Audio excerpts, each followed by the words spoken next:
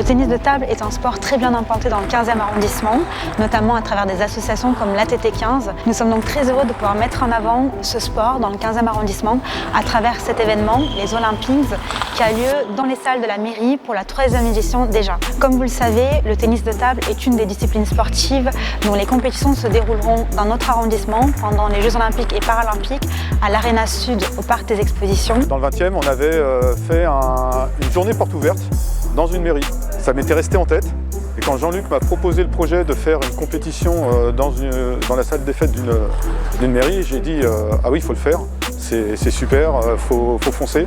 Ça ne peut que marcher, ça va être super. J'ai aidé à trouver la bonne formule au niveau sportif, équipe Coupe Davis en mixte, de nombre de clubs maximum par rapport au nombre de tables, ainsi de suite, tout ce qu'on peut faire, donc tout ce côté-là qui est assez important.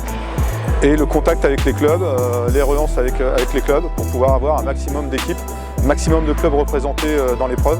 Hier on avait 20 équipes de jeunes, aujourd'hui on a 20 équipes seniors et ça se passe super bien et vraiment on est content. Ça permet de montrer que dans le domaine du sport et des pongistes, on se connaît tous là-dessus, mais ça permet aussi surtout de mettre en avant, c'est une forme de vitrine pour mettre en avant le tennis de table au niveau de pouvoir politique, au niveau de pouvoir aussi de développement du sport dans l'arrondissement, dans notre ville et pourquoi pas aussi l'étendre dans d'autres villes demain puisque ça pourrait très bien faire écho dans d'autres clubs en province peut effectivement de faire un peu ce développement-là pour le tennis de table qui plus est au cœur de l'actualité aujourd'hui. J'ai eu la chance, ou le plaisir en tout cas, d'être invité l'année dernière. C'était un beau moment, d'abord parce qu'il y avait beaucoup de succès, et puis ensuite c'est un cadre complètement incroyable, improbable pour un tournoi de tennis de table, avec cette salle des fêtes ornée de peinture. C'était vraiment un beau moment. J'ai pu y rencontrer le maire et quelques élus. Et j'ai pu me rendre compte du soutien, en tout cas des élus vers ce tournoi. La fédération a pour objectif de diversifier les offres de pratique pour les clubs et évidemment pour les collectivités. Et dans ce cadre-là, à Paris, on sait bien qu'il y a une problématique de salles qui est assez contraignante, avec une saturation des créneaux, une saturation des salles et de nombreuses personnes qui sont en difficulté pour aller rejoindre un club. Et dans ce cadre-là, on leur propose de développer le ping à l'extérieur, bien sûr. Le maire et ses équipes sont tout à fait intéressés parce que c'est une façon de rendre notre sport plus accessible ou plus proche, en tout cas, des plus éloignés du sport, d'une certaine manière. L'idée, c'était aussi de mettre en place des politiques publiques qui leur soient utiles.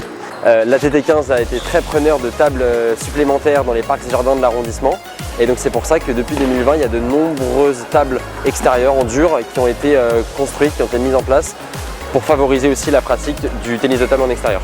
Ça, c'était un premier point. On a aussi évoqué un deuxième point, c'est le développement du ping en réalité virtuelle.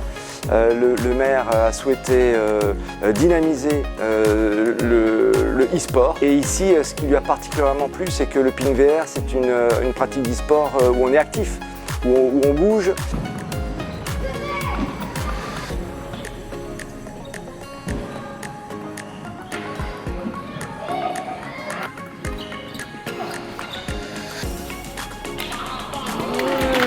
La visibilité, finalement, il y a deux axes. Il y a le fait d'organiser des petites exhibitions. Donc, on avait l'année dernière Mathieu de Saint-Ignan qui était venu. Cette année, c'est Lic Shui qui est venu, qui est une ancienne numéro 1 française, multiple championne de France, qui a participé à 2 Jeux Olympiques.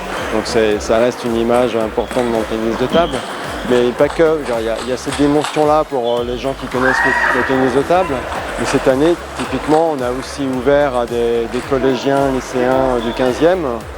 Qui ont l'occasion de pratiquer cette discipline à l'école et qui avaient là l'occasion de pouvoir s'inscrire à un tournoi non homologué, certes, mais un tournoi quand même avec ses règles, ses joueurs de clubs de loisirs pour qu'ils se confrontent à d'autres types de populations. Et l'ouverture, c'est aussi ça, c'est faire découvrir cette discipline à des personnes qui en font peut-être un petit peu moins, qui n'ont peut-être pas l'image de sport que ça représente, alors que je vous assure que ça en est vraiment un. Et c'est tout ça en fait qu'on essaye de mettre en avant avec ce tournoi.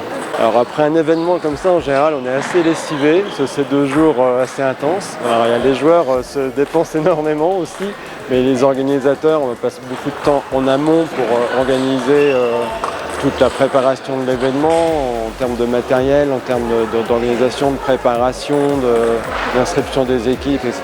Puis pendant le tournoi en lui-même, ça reste une passion, c'est au bénéfice des joueurs, du club et du tennis de table en général, donc on le fait avec plaisir.